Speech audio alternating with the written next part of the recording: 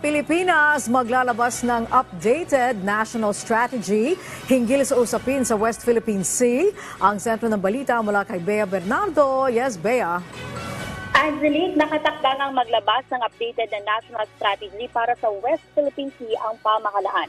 Ayon si AFP Western Command Commander Vice Admiral Alberto Carlos, bagamat epektibo pa pinapairal nating strategiya sa pagbabantay sa ating nasasakupan sa rehiyon, kailangan pa isingin ito kasunod na pagiging mas agresibo ng China laban sa ating mga barko. Sabi ni Carlos, ilan sa mga magiging pagbabago dito ay ang whole-of-nation approach kung saan hindi na lamang militar ang kikilos sa pagliit ng ating karapatan. Hindi na nagbigay ng iba pang detalye ang komando ng Westcom na nakakasakop sa Palawan, pero ilalabas niya ito ng pamahalaan sa oras na aprobado na.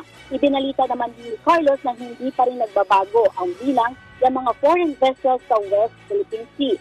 Sa ngayon ay nasa 400 pa rin ang barko na namomonitor nila sa rehiyon. Hinggil naman sa paglalagay ng barrier ng China sa Scarborough Shoal, sinabi ni Carlos na nakahanda sila kung sakaling gawin din ito ng China sa Ayungin Shoal. Mahigpit ani ang binabantayan nila ang sitwasyon sa Scarborough Shoal dahil malaki ang posibilidad na gawin din ito ng China sa area malapit sa Palawan.